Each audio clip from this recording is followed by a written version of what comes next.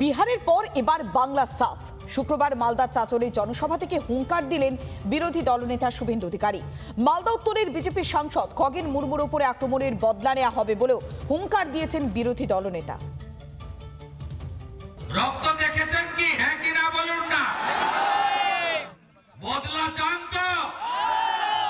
বদলা যদি চান, বদল আনতে হবে। হ্যাঁ কি না বলুন। খগেন মুর্মুর রক্ত।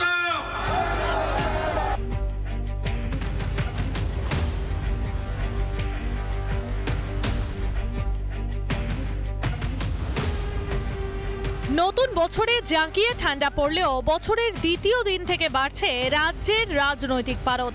মালদার চাঁচলের জনসভা থেকে তৃণমূলকে উৎখাত করে ফের বাংলা দখলের হুঙ্কার শুভেন্দু অধিকারী। বাকি থাকলো 26-এ বঙ্গ, অঙ্গ বঙ্গ কলিঙ্গ। ডক্টর শ্যামাপ্রসাদ মুখার্জির স্বপ্ন পূরণ হবে। জয়ের লক্ষ্য, পরিবর্তনের সংকল্প।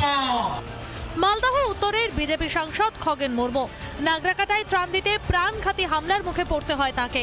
জুতো দিয়ে মারতে মারতে এলাকা ছাড়া করা হয় শিলিগুড়ির বিজেপি বিধায়ক শঙ্কর ঘোষকে।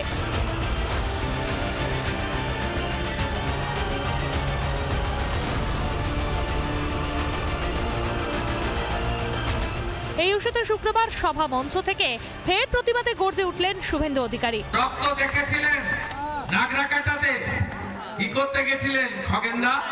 রিলিফ দিতে, ভোট চাইতে না। রক্ত দেখেছেন কি? হ্যাঁ কি না বলুন না। বদলা চান তো? বদলা যদি চান, বদল আনতে হবে। তৃণমূলের আমলে রক্তাক্ত হয়েছেন বিরোধীরা। এর মধ্যে সবচেয়ে বেশি রক্ত ঝরেছে বিজেপির, যা মেনে নিতে পারছেন না আম জনতা।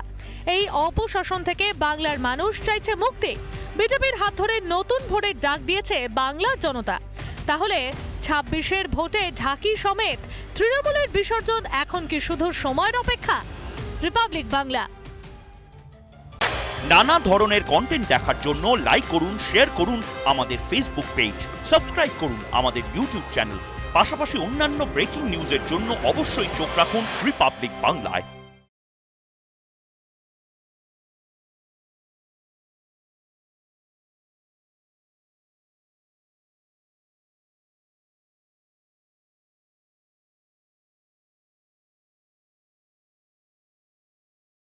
নানা ধরনের কন্টেন্ট দেখার জন্য লাইক করুন, শেয়ার করুন আমাদের ফেসবুক পেজ, সাবস্ক্রাইব করুন আমাদের ইউটিউব চ্যানেল।